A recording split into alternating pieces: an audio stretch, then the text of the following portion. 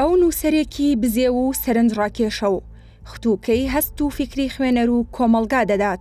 هەمیشە بە شێوەیەکی مەیدانی لەبارەی ڕووداوە ڕۆشنبیری و سیاسی و کۆمەڵایەتیەکانەوە قسەی هەیە.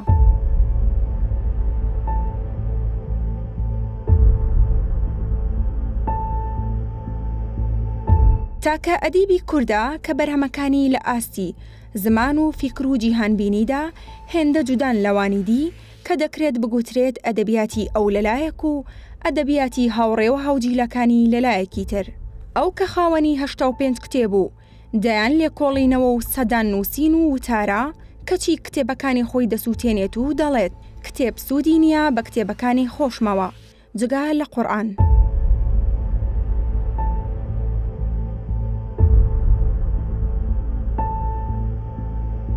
فەرات بیرباڵ نووسەرێکی نوێگەر، نووسەر لێکۆڵەر، شاعیر فەیلسوف، شانۆکار گۆرانی بێژ، مامۆستای زانکۆ و هونەرمەند.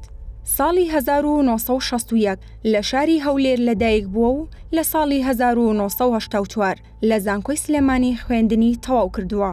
لە ساڵی 1984 چووەتە ڕیزی یەکێتی نووسەرانی شاخەوە. هەر لەوێش یەکەمین کتێبی چاپ کردووە کە شانۆنامەیەکە بە ناونیشانی ماڵ ئاوا ئەی وڵاتەکەم. ئەو لە پێناو ئەوەی خزمەتی سەربازی ڕژێم نەکات چووەتە ئێران.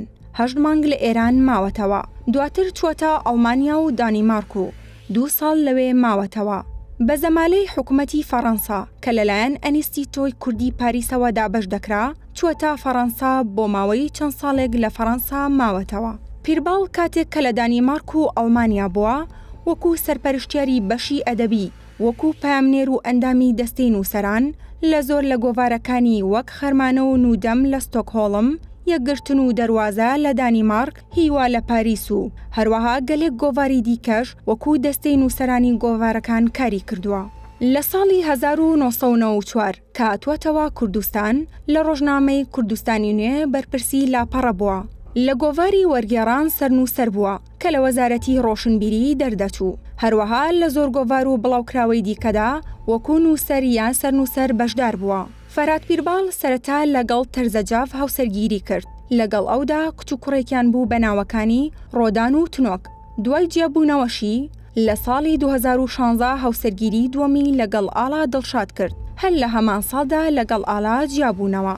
لە ئێستادا پیرباڵ لە شاری هەولێر ژیان دەگوزارێنێت و وەک مامۆستا و نووسەر خزمەت بە نیشتیمان دەکات. میز بەو پەرلەمان و حکوومەتە خۆجێیە دابکەن کە لە ئیفلاسی و